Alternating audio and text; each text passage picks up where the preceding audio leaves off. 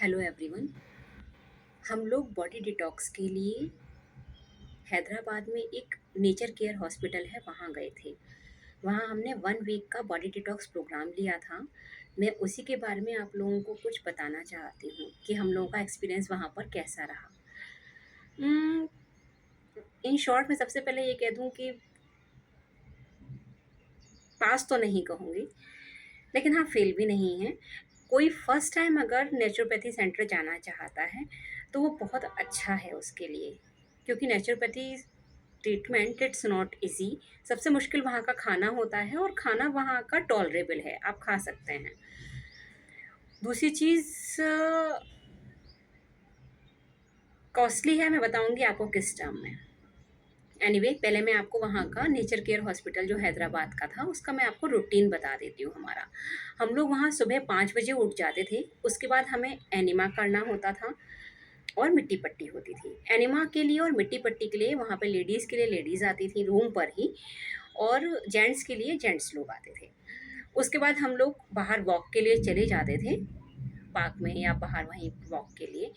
फिर उसके बाद हम 6:30 to 7:30 योगा हॉल में जाके योगा करते थे।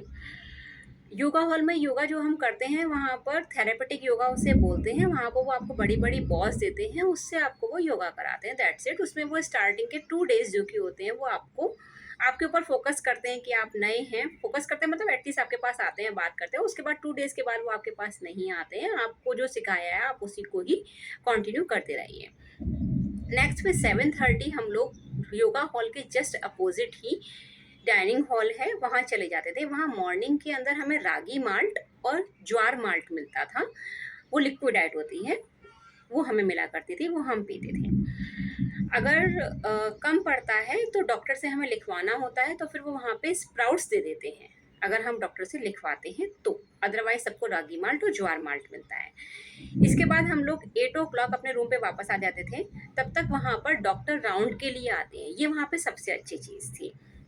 जब डॉक्टर वहाँ पे राउंड पे आते हैं तो उसी समय उनके साथ एक और असिस्टेंट आते हैं जो डॉक्टर हैं जो वहीं पे नेचुरोपैथी को सीख रहे हैं स्टूडेंट्स, वो लोग आते हैं। फिर वो लोग वहाँ पे आपके आपका बीपी चेक करते हैं। ये भी वहाँ की सबसे अच्छी चीज़ है। वहाँ पे सुबह और शाम 2 टाइम बीपी चेक होता है। तो क्योंकि जब भी हम नेचर केयर हॉस्पिटल जाते हैं तो जिन लोगों का बीपी हाई होता है डेफिनेटली उनका बीपी लो आता है, लेकिन जिन भी लोगों का बीपी नॉर्मल होता है इन लोगों का बीपी लो हो जाता है। लेकिन जिन लोगों का बीपी ऑलरेडी लो होता है उन लोगों का और लो हो जाता है। तो बीपी के बारे में नेचर केयर के अंदर जब भी आप जाएं कहीं पर भी, तो इस चीज़ के बारे में बहुत ही ज़्यादा प्रिकॉशस रहिए कि आप हाई बीपी में है, लो बीपी में है या नॉर्मल बीपी में है। डॉक्टर जब राउंड के लिए आते हैं आप उनको अपनी कोई भी प्रॉब्लम है तो आप बता सकते हैं, कुछ भी जो भी आपको कहना है वो वहाँ पर बात डेफिनेटली डॉक्टर आपकी सॉल्व करते हैं, चाहे वो किसी से भी चीज़ से रिलेटेड हो। ये चीज़ वहाँ पे मुझे सबसे अच्छी लगी। नेक्स्ट वहाँ पे हम 9 o'clock तक मसाज सेंटर के लिए निकल जाते थे। वहीं पे ही है थेरेपी रूम, वहाँ पे मसाज होती है, फुल बॉडी मसाज और half body massage, partial massage जिसे कहते हैं, वो डॉक्टर आपको लिखते हैं। हम लोगों की 2 डेज की फुल बॉडी मसाज थी और बाकी की 3 डेज की हम लोगों की पार्शियल बॉडी मसाज थी। अब आप लोग कहेंगे कि 7 डेज का पैकेज था तो 5 डेज क्यों? एक्चुअली ऐसा ही होता है। फर्स्ट डे आपका आधा दिन चला जाता है एडमिट होने के अंदर, और लास्ट डे आपका आधा दिन चला जाता है क्योंकि आपको वहाँ से एग्जिट करना होता है। तो first and last day use नहीं होता है वहाँ पर, केवल बीच के 5 डे ही यूज़ होते हैं। अब नेक्स्ट आ जाते हैं आपका यहाँ पर मसाज के बाद। जब आप मसाज के लिए जाते हैं तो लेडीज़ के लिए मैं बता रही हूँ कि वहाँ पे सबसे अच्छी चीज़ रहती है कि आप मैक्सी पहन के जाएं और वो आपके मसाज करेंगी। उसके बाद आपका एक जो भी आपको वो स्टीम बाथ है या हिप बाथ है या स्पाइन बाथ है या सोना बाथ है, जो भी आपको डॉक्टर ने सजेस्ट किया होगा, इसके बाद आपका वो किया जाता है। फिर आप घर पे आ जाते हैं, आप आराम से रूम पे आके अपना नहा लीजिए। उसके बाद आप जा सकते हैं वापस। नेचर केयर हॉस्पिटल में ज़्यादा भीड़ नहीं रहती है तो बहुत ज़्यादा टाइम नहीं लगता है जनरली। उसके बाद हम लोग नहा धो के तैयार होके वापस चले जाते हैं। वहीं पे ही पीछे बैक में है फिजियोथेरेपी सेंटर और एक्यूपंक्चर सेंटर। फिजियोथेरेपी सेंटर के अंदर वहाँ पे वो आपकी फिजियोथेरेपी करते हैं, लेकिन एक चीज़ का बात ध्यान रखिएगा कि हाँ, जहाँ जैसे भी आपने बताया पेन एरियाज़ की, नेक पेन है या बैक पेन है, वहाँ वो आपको लगा देंगे, आपका वाइब्रेशन होगा, दैट्स इट। और जो एक्यूपंक्चर होता है, एक्यूपंक्चर के अंदर वहाँ पे ओनली वो निडल्स को पोक करते हैं और उसे छोड़ देते हैं। कुछ मिनट्स के लिए आपको सुला दिया जाता है दोनों ही जगह पे, नॉर्मली 10 मिनट या 20 मिनट के लिए, दैट्स इट। और वो उसके अंदर वाइब्रेशन नहीं करते हैं मशीन से, ओनली निडल्स को पोक करते हैं। ये चीज़ आप ध्यान रखिएगा। निडल्स जो कि होती हैं वो आपको खुद से खरीदनी होती हैं, वो वहाँ पे एक्स्ट्रा होता है, आपको अपने आप बियर करना है, वो आपको हॉस्पिटल प्रोवाइड नहीं करता है। नेक्स्ट आता है, इसके बाद हम लोग घर पे आ जाते हैं। अगर हम लोगों को बात ले लिया है तो नो प्रॉब्लम, और अगर नहीं लिया है तो हमें ले लेना है। फिर उसके बाद हम लोग खाने के लिए चले जाते हैं, क्योंकि वहाँ पर 11:30 बजे के या 11 बजे से वहाँ पे लंच स्टार्ट हो जाता है। 11 ओ क्लॉक से, 10:30 एक्चुअली स्टार्ट है, 10:30 से वहाँ पे लंच स्टार्ट होता है। हम लोग वहाँ पे 11:30 से 12 बीच में लंच कर लेते थे हमेशा।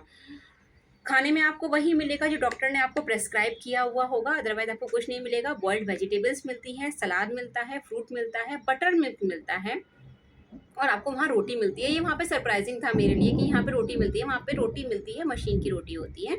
जितनी रोटी आपको डॉक्टर ने लिखी होती है बस उतनी ही मिलती है, एक्स्ट्रा वहाँ पे नहीं मिलता है। आप पूछ सकते हैं, अगर वो आपको देने के लिए तैयार हो जाए तो इट्स योर लक। नेक्स्ट चीज़ है आपका, आप अपना लंच कर लिया है आपने, आप रूम पे आ जाइए। अब आप रेस्ट कर सकते हैं 2 ओ क्लॉक तक। 2 बजे तक रेस्ट करने के बाद आप अपना अगला चला जाइए, क्योंकि जब आपको मसाज कराया था उन लोगों ने, उसके तुरंत बाद वो लोग केवल स्टीम बाथ देते हैं और कुछ भी नहीं देते हैं। कुछ चीज़ें डॉक्टर बिफोर लंच लिखते हैं, कुछ चीज़ें डॉक्टर आफ्टर लंच लिखते हैं। यहाँ का प्रोसीजर ये था कि hip bath, steam bath, spine bath, सोना बाथ, ये सब वो लोग आफ्टर लंच लिखते हैं। तो हम लोग वहाँ पे 2 बजे के बाद पहुँच जाते थे, और हमारी जो भी डॉक्टर ने हमें इनमें से प्रिस्क्राइब किया होता है वो हम अपना करवा लेते थे। ये काम मुश्किल से आधे घंटे का होता है, हम लौट आते थे। फिर 3 टू 4:30 हम लोग अपना आराम से रूम पर रेस्ट करते थे। 4:30 हम लोग योगा हॉल चले जाते थे। वो जो हमें सिखाया है हम रिवाइज़ करते थे अपने आप। उसके बाद हम लोग बाहर चले जाते थे 6 ओ क्लॉक तक वॉक करने के लिए। डाइनिंग हॉल वापस आते थे 6 ओ क्लॉक। आके वहाँ पे जो भी हमारा स्लिप पे लिखा हुआ होता था वो हमें खाने के लिए, रात को खाने के लिए दे दिया जाता था। अगेन खाना खाने के बाद एक वॉक करनी है आपको, जितनी देर आप करना चाहें। उसके बाद अपना रूम पर जाइए, अपना तैयार हो जाइए। इतनी देर में आपको बीपी चेक करने के लिए उनके जो जूनियर डॉक्टर्स होते हैं वो आते हैं, आपका बीपी चेक करते हैं। उससे आपको पता चल जाता है कि हाँ, सुबह आपका बीपी कितना था, आधी आपका कितना है, तो आपको उस हिसाब से काम करना होता है। अगेन फिर आपका हो गया सारा काम खत्म, आप सो जाइए।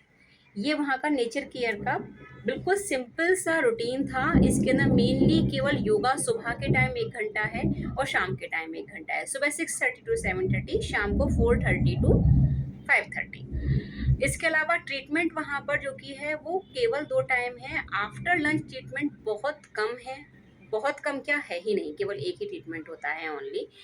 और बिफोर लंच जो कि ट्रीटमेंट है वहाँ पर मसाज भी होती है, और फिजियोथेरेपी होती है, और एक्यूपंक्चर होता है।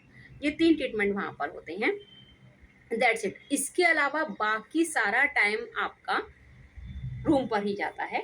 वहाँ पर एक मड बाथ वाला दिन होता है, जिस दिन वो आपको सेपरेटली रूम पे ले जाते हैं और पूरा आपका मड थेरेपी करी जाती है। That's it. ये छोटी सी इन्फॉर्मेशन थी। आई होप ये आपके लिए यूजफुल रही होगी। Please like share subscribe my channel. Thank you.